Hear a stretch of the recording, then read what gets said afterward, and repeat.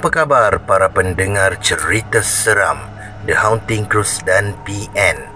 Pada malam ini, Brother Fai akan kongsikan kepada anda kisah yang datangnya daripada Rashid Salim.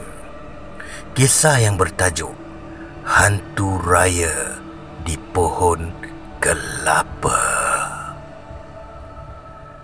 Aku nak tahu pasal air nira berdarah tu. Jadi aku pun ketengahkan kisah tu kat Kamal. Kamal kan jenis banyak membaca. Maklumlah cikgu. Aku dengan dia duduk-duduk santai di warung Western Zul, makan chicken chop. Bajet je lah malam ni. Tak apa, asalkan kenyang layan perut. Aku beritahu Kamal perihal pagi tadi tentang cerita Adi beritahu bahawa ada pokok kelapa mengeluarkan air nira berwarna merah. Selepas tu, ada benda ikut dia balik rumah sehingga anak saudara menangis-nangis tengah malam, tak dapat tidur. Jawab Kamal, kemungkinan besar ada penunggu di pokok tersebut. Selama ni, aku tak pernah dengar. Naik seriau juga sebab dekat rumah aku ada pokok kelapa. Pernah satu malam tu, daun pokok kelapa di atas tu bergoyang-goyang macam ditiup angin. Padahal angin tak ada pun. Takkan beruk yang goyang tengah-tengah malam pula? Beruk siapa? Dulu aku buat tak indah je.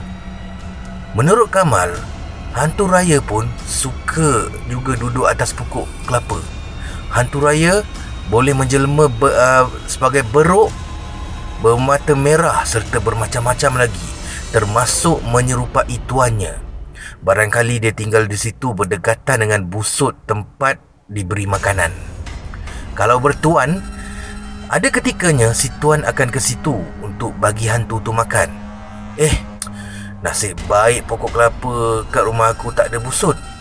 Lupa pula aku nak tanya Adi, ada nampak busut tak masa dia pergi dapatkan air nira tu? Nak buat macam mana? Tak terlintas langsung aku nak tanya.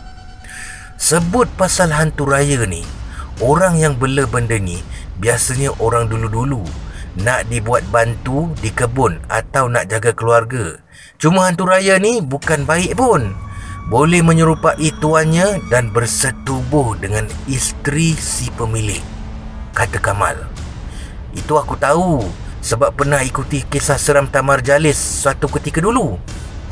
Aku nak tahu pasal air nira berdarah tu. Kenapa boleh jadi demikian? Kamal jawab, mungkin ada kena-mengena dengan hantu raya tu lah. Dia sendiri pun tak pasti, tapi kalau dah benda tu ada, macam-macam ia boleh buat. Sama ada tu darah khinzir ataupun darah lain lah.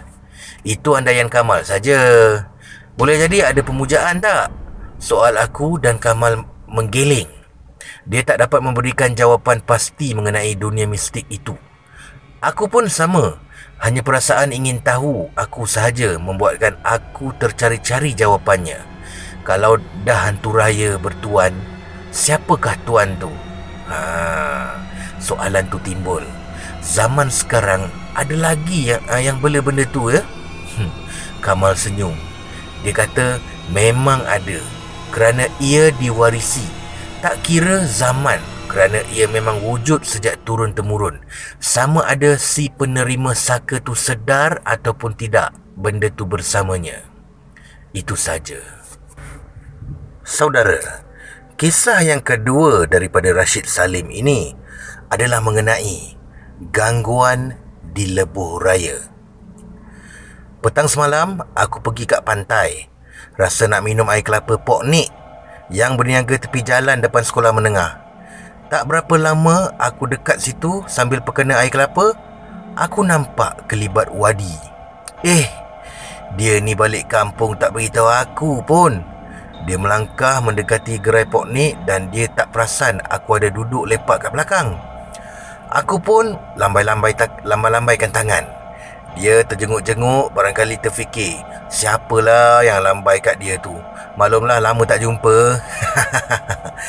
Kalau berborak pun hanya dalam telefon. Aku betulkan kedudukan kacamataku, lalu bangun dari duduk. Pok Nik pula sibuk bakar sate. Gerai Pok Nik ni bersebelahan je dengan food truck Din tu. Tapi aku tak singgah dekat Din, memandangkan dekat meja dia tu dah full. Aku kau balik tak beritahu aku soal aku sebelah dia selepas bersalaman. Dia cakap balik pun sekejap je, ada urusan keluarga. Aku pun tanyalah, isteri dan anak-anak macam mana? Kat mana dia sekarang? Katanya ada kat pantai tu.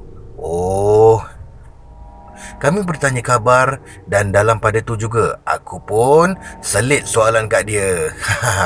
Tak ada story yang seram ke nak share? Alang-alang aku dah tanya, dia cakap lah ada masa perjalanan balik dekat highway tayar kereta pancit. Terpaksalah berhenti di bahu jalan untuk ganti tayar tengah-tengah malam buta. Anak dan isterinya semua dah tidur dalam kereta. Dia mulanya cuak juga nak keluar dari perut kereta, tapi kalau tak ganti dengan tayar spare, tak ke manalah dia jawabnya. Mau atau tidak, kena gantikan juga. Dia malas nak kejutkan isterinya, tak nak ganggu. Dia pun dengan berani-beraninya pergi turun dari kereta. Tayar depan belah kiri yang pancit. Aduh. Kemudian dia melangkah ke belakang nak ambil tayar spare. Dia gunakan lampu suluh dari telefon untuk terangi malam yang gelap. Sesekali ada kenderaan lalu dan ada yang bunyikan horn. Dia tak tahu menahu pun apakah motif horn itu dibunyikan. Ada lagi beberapa kenderaan yang picit horn, tapi dia buat biasa je lah.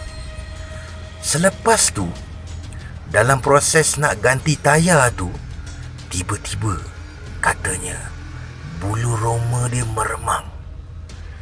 Dia lawan perasaan tu, buat selamba sambil cakap, aku tak kacau kau, kau jangan kacau aku. Dia cepat-cepat buat kerja. Kemudian dia dengar suara isterinya dari belakang. Kenapa abang tak kejutkan saya? Wadi terpaku sambil menoleh. Memang itu isterinya. Kemudian dia suluh pula kat depan dan tengok dalam kereta. Dia dapati isterinya sedang tidur. Jadi yang di belakang tu siapa?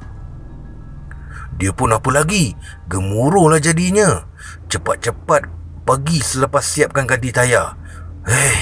Rasa nak demam dibuatnya, kena ganggu di lebuh raya ni.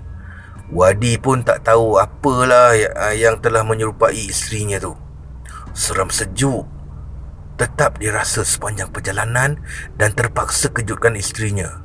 Nampaknya Wadi telah punya pengalaman di lebuh raya. Mungkin ada di antara pengguna lain melalui perkara misteri seperti itu juga.